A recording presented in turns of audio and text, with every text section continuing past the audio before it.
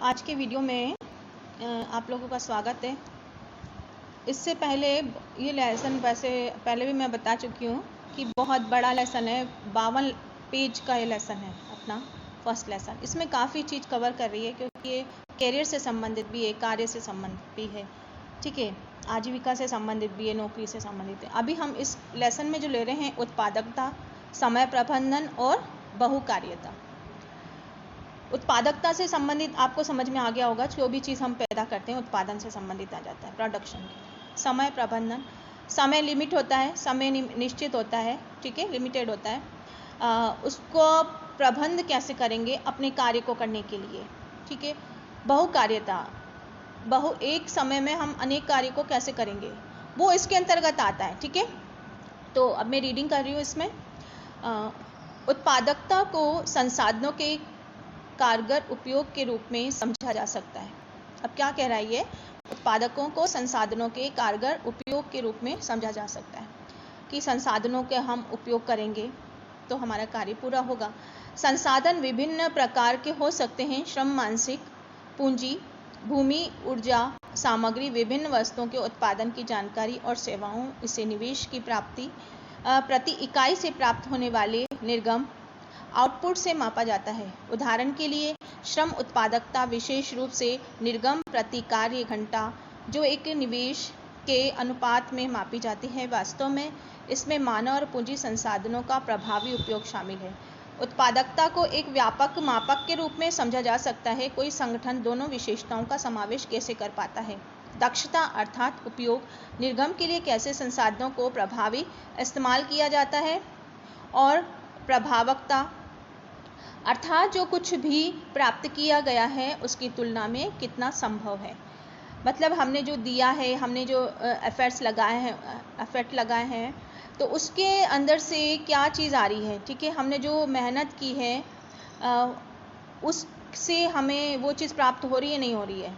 हमने जो लगाया है, पूंजी लगाई है, समय लगाया है,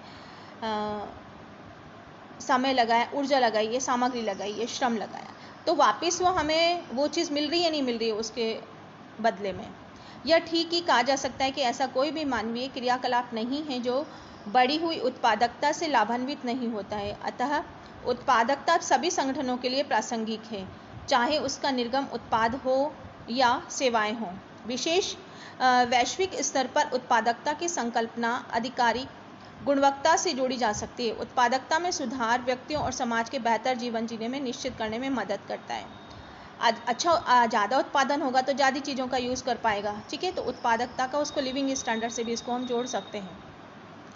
आधिकारिक रूप से स्वीकार किया जाने लगा है। बढ़ती उत्पादकता कार्य जीवन की बेहतर गुणवत्ता साथ साथ बदलते हैं। अतः राष्ट्र के कल्याण में उत्पादकता की भूमिका को व्यापक रूप से स्वीकार किया गया है। उत्पादकता मुख्य रूप से इस बात पर भी निर्धारित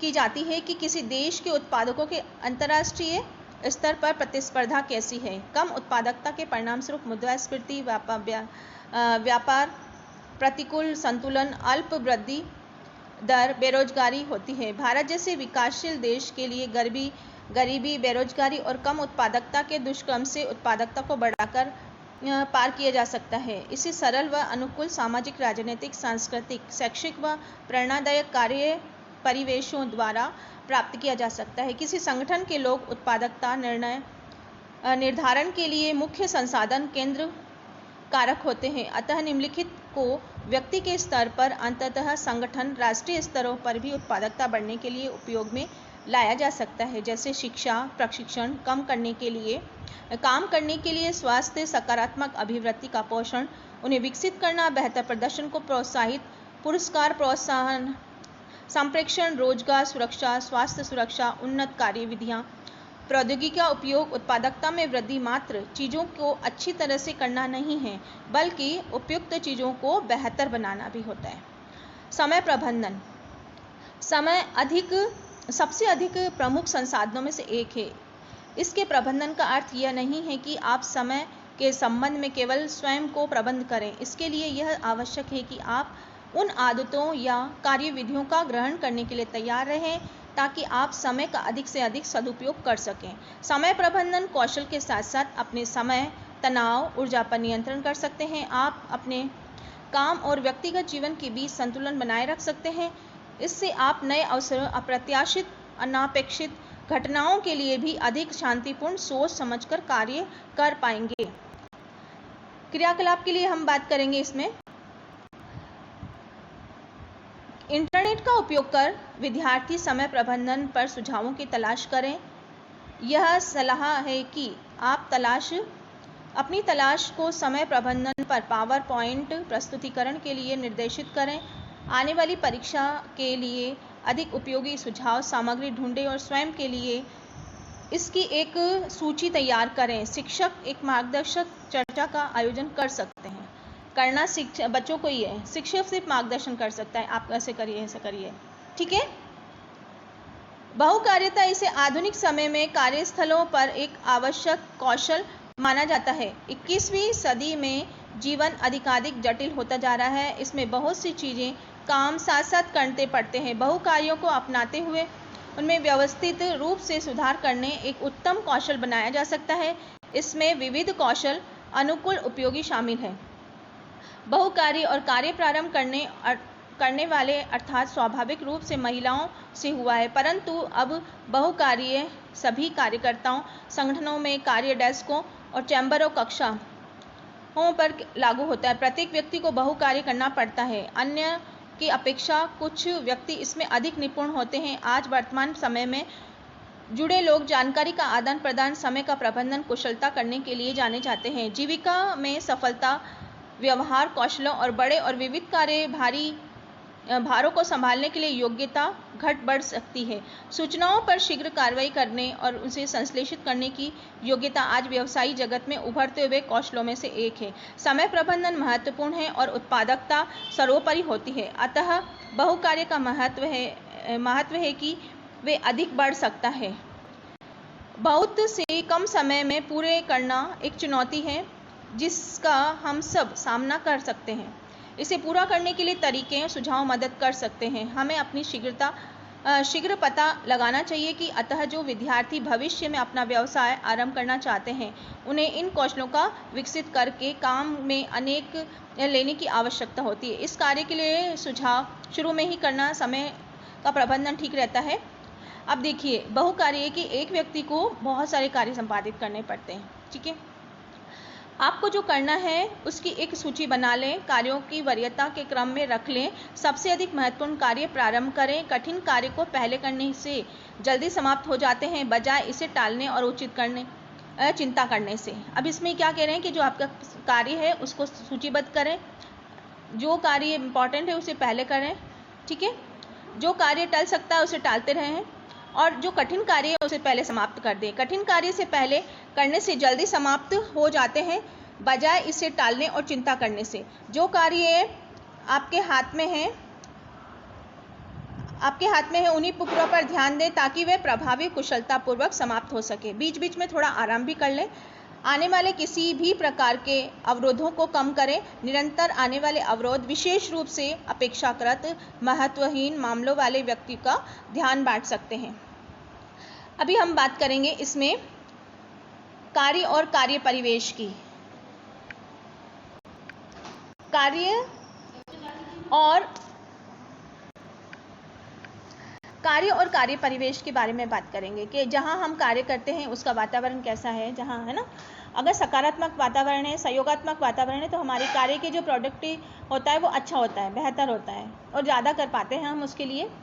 तो हम उसी विषय से संबंधित यहाँ बात कर रहे हैं। सभी मनुष्य एक ऐसा परिवेश में रहना और फलना फूलना चाहते हैं जहाँ उन्हें अच्छे कार्य करने के लिए प्रोत्साहित किया जाए, प्रेरित किया जाए, जिसे करने के वे योग्य हैं। अतः एक खुशहाल और स्वस्थ कार्य परिवेश की संस्कृति तैयार करना महत्वपूर्ण है। यह बात केवल भौतिक व सामाजिक अर्थ में नहीं है, परंतु गहन मनोवैज्ञानिक, मानसिक व भावनात्मक पहलू पर भी लागू होती है। एक स्वस्थ और कार्य परिवेश का सही रूप से सकारात्मक कार्य परिवेश कहा जा सकता है। इस प्रकार का परिवेश निम्नलिखित का ध्यान देकर तैयार किया जा सकता है।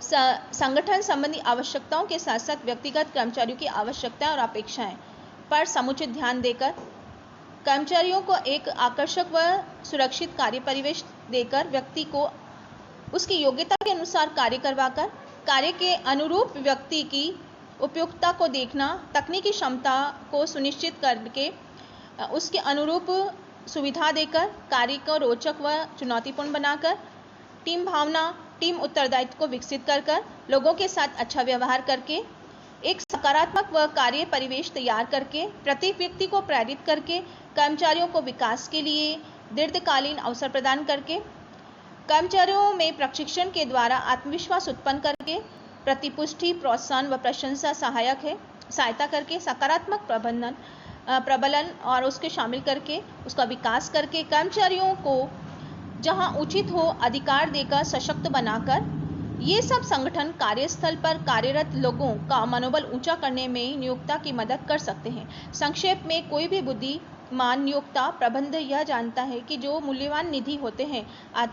अंततः महत्वपूर्ण संसाधन होते हैं। अतः ऐसे परिवेश का निर्माण करना जहां कर्मचारी संगठन के विकास के प्रति निष्ठावान होने के बौद्ध अनुभव करें, इसे स्वयं के विकास और सबसे जैसा महत्वपूर्ण माना जा सकता है। इस संदर्भ में व्यावसायिक व स्वास्थ्य और सुरक्षा का बहुत ही अधिक ध्यान दिया जा सकता है। विश्व स्तर पर व्यावसायिक सुरक्षा, स्वास्थ्य से जुड़े हुए मुद्दों से संबंधित संवैधानिक उपायों को बनाया लागू किया जा सकता है। इन प्रयासों में सक्रिय रूप से अंतर्राष्ट्रीय श्रम संगठन ILO और विश्व स्वास्थ्य संगठन WHO जुड़े हुए हैं। दोनों अंतर्राष्ट्रीय संस्था पूरे विश्व में स्वास्थ्य और सुरक्षा के कार्यस्थल पर